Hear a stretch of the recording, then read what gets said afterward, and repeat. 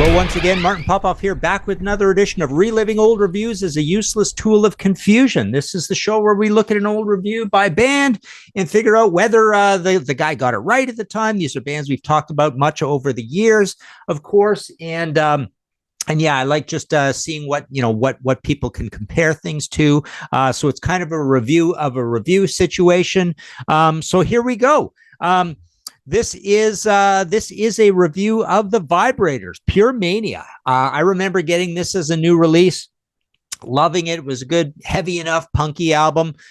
Seemed a little kind of patchy, little here and there. And then I remember hearing, a fair bit about them being like a kind of Johnny on the spot sort of bands. But it's cool. I got to meet Knox later on in life and get my stuff signed. I love the debut, and even more so, pretty much the second album, V2, which is actually a really cool album as well. But this is actually a review from Rolling Stone, and I'm noticing here it actually, let's see, oh yeah, it does continue on the back. Good, so we've got the whole thing.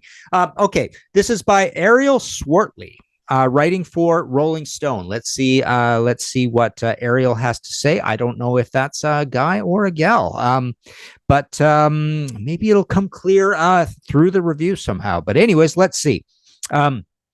A siren sounds in the background as Knox, lead singer and principal writer for the VIBRATORS, analyzes his feelings towards London girls. It's one of those two-note sirens familiar to early Hitchcock fans, and it leads into the guitar solo, itself a shrewd and speedy play on the interval, which ends on a shrieking high note. Traditional but apt.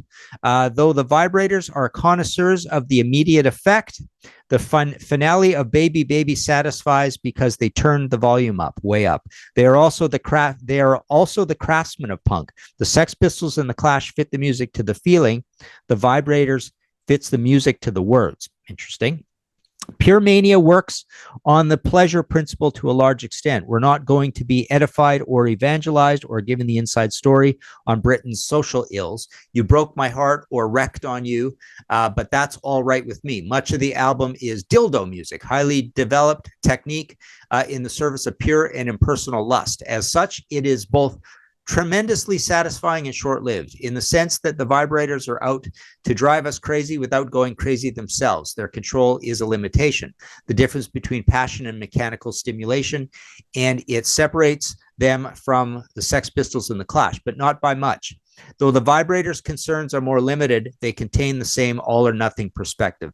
Yeah, it's an interesting point. I mean, and these are very short songs. They're it does feel like it's kind of very soberly and conservatively constructed in the studio, and it sounds a little bit like punk by numbers, punk by a blueprint, which is sort of starting to bother me a little bit lately about the first Dead Boys album, because I'm starting to like the second one even more these days. But yeah, there's just something a little off about this. But at the time in '77, there weren't very many punk albums out in the world, so we were glad to have it. And even the album cover, I mean, look at the album cover. It is incredibly punk looking. I mean, Knox looks like the absolute quintessential punk on it, right?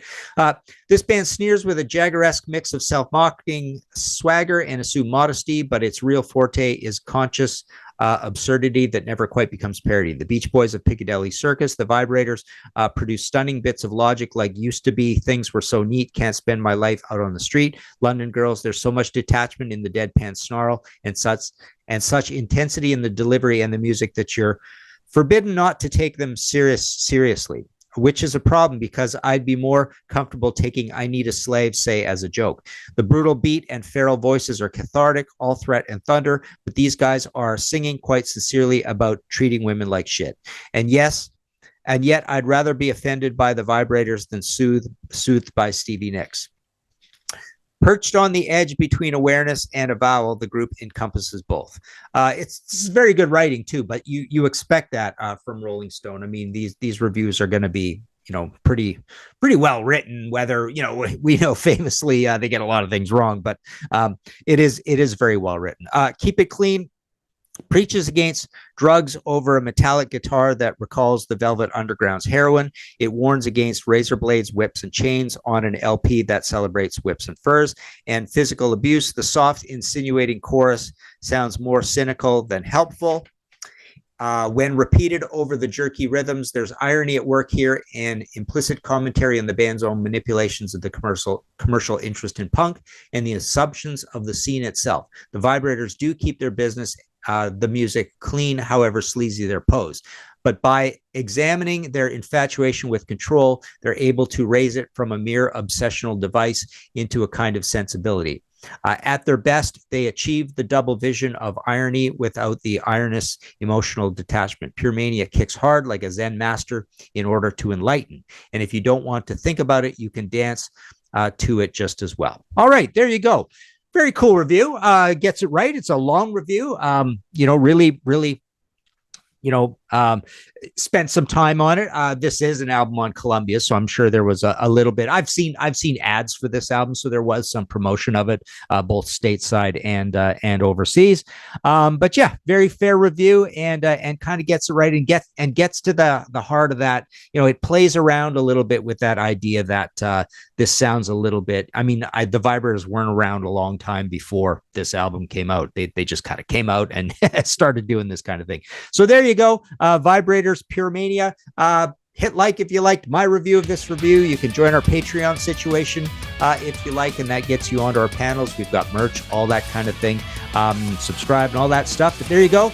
There it is. This is what it looks like. Cut out from Rolling Stone, the Vibrators, Pyromania.